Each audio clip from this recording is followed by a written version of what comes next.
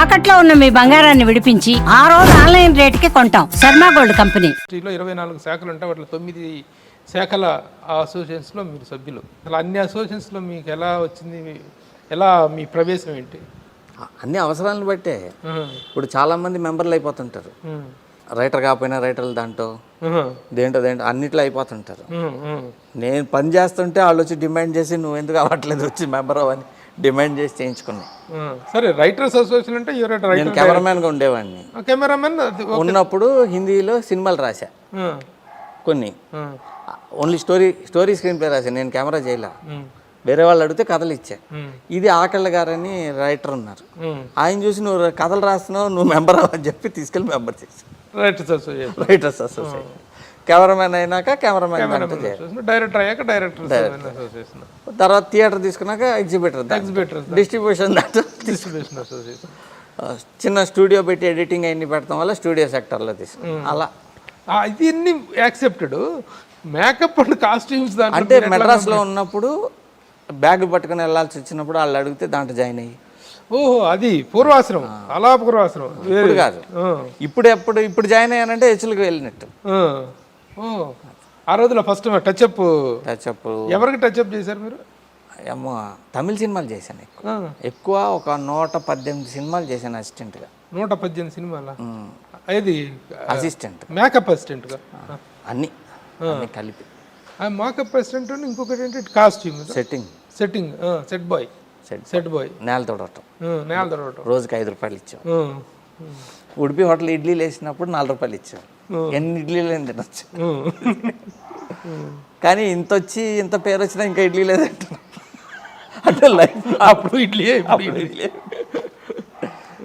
ఇప్పుడు ఫ్లాపులు అవన్నీ అన్నారు కదా, నేను ఎక్కువ గుర్తుపెట్టుకునే నేను చేసిన రాంగ్ స్టెప్స్, అయిన అవమానాలు, నన్ను చిన్నప్పుడు తిట్టిన వాళ్ళు, తిట్టింది వాళ్ళ మీద పగ అంతా ఉండదు కానీ తిట్టిన అవమానాలు, అప్సెట్లు, ఆకలితో ఉన్నాయి, మా అబ్బాయి పోయింది, ఇవన్నీ ఫెయిల్యూర్స్ అనుకుంటే అవన్నీ గుర్తుపెట్టుకుంటా. రోజు ఒకసారి తలుచుకుంటా, రోజుకి ఒకసారి తలుచుకుంటా. అన్ని ఒకసారి ఇలా రివైండ్ చేసుకుంటాను. అన్నీ నేను చేసిన తప్పులేంటి, నేనేమేమైంది, ఎవరెవరు నన్ను అవమానించారు, ఆ అవమానాలు మనం ఎవరిని చేయకూడదు. అవమానాలను చిత్ర వాళ్ళ మీద ప్రతీకారం కదా తీర్చుకోవాలి. ఫస్ట్ అట్టగా అనుకున్నా. ఫస్ట్ ఒక ఆయన నన్ను కొడతా ఉంటే కొట్టు, ఎంత కొడతావు కొట్టు, నేను పెద్ద అయినాక నీ పని చెప్తాను అనేవాడు చిన్నప్పుడు. ఇంకా కొట్టేవాడు కోపం వచ్చి. ఆయన ఏడవకుండా బాత్రూంలోకి వెళ్ళి బకెట్ తలకిందులుగా పెట్టి ట్యాప్ వదిలేవాడిని. బర్రని సౌండ్ వస్తుంది కదా, అప్పుడు ఏడ్చేవాడిని. అంటే మనం ఏడిచింది కూడా కనపడకూడదు, మొత్తం మళ్ళీ తుడిసేసుకుని మళ్ళీ బయటకు వచ్చాడు. అసలు మీరు చెప్తున్న అనుభవాలు దాదాపు 118 సినిమాలకేమో అసిస్టెంట్ డైరెక్టర్ ఇదిగా చేసామన్నారు. తర్వాత కెమెరామెన్గా ఈ టర్మ్స్ అని చూసుకుంటే ఎంత ఎర్లీ ఏజ్లో మీ కెరీర్ ఇదేనా? చాలా చిన్నప్పుడే. నేను మహీధర్ గారి దగ్గర 12 సినిమాలు చేసా అసిస్టెంట్గా. కెమెరామెన్ మహీధర్ గారు చేశా 12 సినిమాలు. ఆయన బాగా బిజీ కెమెరామెన్. ఆయన చేసా. సెట్ బాయ్గా 118 సినిమాల. Set boy, makeup assistant, bubble machine assistant. Bubble machine అని ఉంటుంది, అది వేస్తే బబుల్స్ వస్తుంటాయి. Dry ice assistant, dry ice machine పట్టుకెళ్ళేవాడు. స్మోక్ మెషిన్, నేల తొడటం, ఇట్లా రకరకాలు చెయ్యని పని లేదు, ఏదైనా చేసా. అది కాదు మరి ఈ వయసులో కూడా ఇంత హ్యాండ్సమ్గా ఉన్నారు. ఆ వయసులో మరి చాలా గ్లామర్. ఎందుకంటే నేను చూస్తున్నాను కదా, మన ఇద్దరం కలిసి కూడా ఒక దగ్గర ఒక పని చేసాం, మీకు గుర్తుందో లేదో, రైటర్స్గా. నేను రైటర్గా, మీరు కెమెరామెన్గా. నేను హెచ్ఎం రెడ్డి దగ్గర యాడ్స్ నేను స్క్రిప్ట్ రాసేవాడిని, మీరు కెమెరామెన్ చేసేవాళ్ళు. ఎండమూరి వీరేంద్ర గారు డైరెక్టర్. అవునవును, ఆయన కొన్ని స్క్రిప్ట్ చేశారు. అట్లాగే ఆయన రావురి భరద్వాజ గారు కూడా మనతో వర్క్ చేసేవాళ్ళు. మా అందరం కూర్చొని సామ్రాట్ కాంప్లెక్స్లో వర్క్ చేశారు. అప్పటి నుంచి చూస్తూనే ఉన్నాను. మీరు యూ లుక్ వెరీ హ్యాండ్సమ్. ఎవరు నటించమని ఎవరు అడగలేదా మిమ్మల్ని? అడిగారు. మనకి నటన రాదు, కష్టం. ఆఫ్ ద స్క్రీన్ రాకపోవచ్చు, ఆన్ ద స్క్రీన్ రావచ్చు కదా. ఆన్ స్క్రీన్ కూడా రాదా? Bad actor. చాలా కష్టం, యాక్టింగ్ చాలా కష్టం. అందరూ ఈజీ అనుకుంటారు కానీ అమ్మ లోపల నుంచి ఫీల్ అయ్యి చేయాలి. నేనే ఒక డైరెక్షన్ చేస్తుంటే కెమెరామెన్ చేయను, 2 పనులు చేయడం మన వల్ల కాదు. అంత జ్ఞానం లేదు. అంత తెలియగలను కాదు, ఒక పని కరెక్ట్గా చేస్తాను. మీరు ఇందాక అన్నారు దాదాపు 10,000 మందిని ఇంట్రడ్యూస్ చేయాలి అని చెప్పేసి. అది చేయాలంటే ఎన్ని సినిమాలు చేయాలనుకుంటున్నారు? చేస్తే అవుతుందో మీకు సాధ్యపడుతుంది? డైరెక్షన్ కాకపోయినా ప్రొడక్షన్ అయినా చేస్తా. చెయ్యాలి అని ఆ గోల్ వైపు వెళ్తా ఉంటే ఎంతైతే అంత అవుతుంది. అంతవరకు అయితే అంతవరకు అవుతుంది. ప్రొడక్షన్ కంటిన్యూస్గా చిన్న సినిమాలు చేసేటువంటి అవకాశం ఉందా మీరు ప్రొడక్షన్ వైపు? అంటే ప్రొడక్షన్ చేయాలంటే చాలామంది ఇప్పుడు చేస్తున్నటువంటి ప్రొడక్షన్ కంపెనీలు పెద్ద పెద్ద కంపెనీలు ఏమో జారుకున్నాయి. ఇప్పుడు తీస్తున్నారు కదండి. కానీ కొత్తగా వచ్చిన కంపెనీలు బ్రహ్మాండంగా వెళ్తున్నాయి. సరే దిల్ రాజు గారు అంటే ఈ మధ్యకాలంలో ఆయన గత 20 yearsగా ఉన్నారు.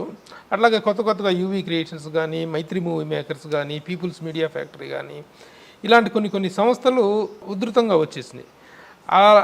మీరు ప్రొడక్షన్ అంటూ కంటిన్యూ చేస్తే ఏ పందాలు వెళ్తారు?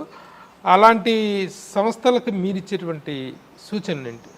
They are coming out with very good output వస్తేనే హిట్ అవుతాయి కానండి, గుర్తుపెట్టుకునే సినిమాలు తీరు చాలామంది. ఎందుకు అని అంటే పాకెట్ బేస్డ్ సినిమాలు అని ఉంటాయి. వీళ్ళు ఎంత పెడుతున్నాం, ఎంత వస్తుంది లాభం, అన్నీ పాకెట్ బేస్డ్ అన్నమాట. పాకెట్ బేస్డ్ సినిమాలకి డబ్బులు రావచ్చు ఆ పెద్ద పెద్ద సంస్థలకి, కానీ ఆ సినిమాలు గుర్తుండవు జనానికి. మనసుతో తీస్తారు కొంతమంది ప్రొడ్యూసర్లు. మనసుతో తీసే ప్రొడ్యూసర్ల సినిమాలు ఎక్కువ రోజులు ఆడతాయి, ఎక్కువ రోజులు ఉంటాయి, ఎక్కువ రోజులు జనం గుర్తుపెట్టుకుంటారు. అది ఫ్రమ్ ద హార్ట్ వస్తాయి అన్నమాట. ఇప్పుడు రామానాయుడు గారు ఎందుకని అన్ని సినిమాలు తీయగలిగాడంటే most of the films he did it from his heart. Dasari గారు హార్ట్లోంచి తీసేవాడు, రాఘవేంద్ర గారు కూడా హార్ట్లోంచి తీసేవాడు. ఆయన స్టైల్ ఆయనది, హార్ట్లోంచి తీసేవాడు. ఇప్పుడు దిల్ రాజు ఫస్ట్లో తీసిన సినిమాలు ఇవన్నీ కూడా ఆయన మనసుతోనే తీసాడు. అందుకనే ఇప్పటిదాకా కూడా తెలిసో తెలియకో దిల్ రాజు అని పెట్టుకున్నాడు. కానీ అతను కొన్ని ఇప్పుడు మొన్న బలగం తీశాడు అని అంటే ఏంటి అని అంటే హార్ట్లోంచి వచ్చిన సినిమా అది, అందుకే ఆడింది. క్యాల్కులేటెడ్ ఇవన్నీ హార్ట్లోంచి తీసిన సినిమాలు. హార్ట్లోంచి తీస్తే ప్రొడ్యూసర్లు ఎక్కువ రోజులు ఉంటారు, సినిమాలు కూడా ఎక్కువ రోజులు గుర్తుంటాయి. మీరు పాకెట్ బేస్డ్ ఇంత పెడతాం పెట్టుబడి, ఇంత వస్తుంది, ఇంత, అది కూడా ఇంపార్టెంట్గా పాకెట్ బేస్డ్గా ఆలోచించడం కూడా. పాకెట్ బేస్డ్ ఉన్నప్పుడు ఏంటంటే పాకెట్ నిండుద్ది, మీకు మీ సినిమాలు గుర్తుంటుంది. సరే, ఇప్పుడు ఒక ఫార్ములా ఒకటి రన్ అవుతుంది, పెద్ద బ్యానర్లు చిన్న సినిమాలు అనేటువంటిది ఒకటి రన్ అవుతుంది. ఇప్పుడు దిల్ రాజు గారు ఉన్నారు. దిల్ రాజు గారికి మిగతా సినిమాల కంటే కూడాను బొమ్మరిల్లు, శతమానం భవతి, బలగం లాంటి సినిమాలు ఇచ్చినటువంటి బలం చాలా పెద్దది. అట్లాగే మైత్రి మూవీ మేకర్స్ కూడాను they are coming out with పెద్ద పెద్ద స్టార్స్తో చేస్తున్నారు, అట్ ద సేమ్ టైం చిన్న వాళ్ళతో చేస్తున్నారు. ఈ ఈక్వేషన్, ఈ ప్యాటర్న్ ఎలా ఉంటుంది? ఎలా? చాలా మంచిది, చాలా హెల్తీ. పెద్ద బ్యానర్స్ చిన్న సినిమాలతో సక్సెస్ అయితే మంచిది. మీ ప్రొడక్షన్ ఎలా ఉండబోతుంది? ఎందుకంటే తేజ గారు ఒక డైరెక్టర్గా ఒక బిజీ అయినప్పటికీ కూడాను మీరు ఒక పునర్నిర్మించుకొని మీతో మీద ఒక పునరాగమనంతో మీరు రాగలిగితే ఏ స్ట్రెంగ్త్తో వస్తారు, ఎలాంటి వ్యూహంతో వస్తారు? కథతోనే వస్తాను. సరే, ఓకే, స్టోరీ బేస్డ్ ఆల్. నేను ఏ కథ చెప్పాలనుకున్నా స్ట్రాంగ్ కథతో చెప్పాలని. ఇప్పుడు నేనే రాజు నేనే మంత్రి ఉంది కథ, చాలా స్ట్రాంగ్ కథ అది. అంటే ఒక క్యారెక్టర్ ఇలా ఉంటుంది, వైఫ్ క్యారెక్టర్స్ కూడా స్ట్రాంగ్ అయిపోతాయి. కథ బాగుంది అనుకోండి, క్యారెక్టర్ స్ట్రాంగ్ అవుతాయి. కథ వీక్ ఉన్నప్పుడు ఏంటి అని అంటే క్యారెక్టర్లు స్ట్రాంగ్ రావు, రిపిటేటివ్ క్యారెక్టర్స్ వస్తాయి. అంటే అంతకుముందు చూసిన సినిమాల్లో వస్తాయి.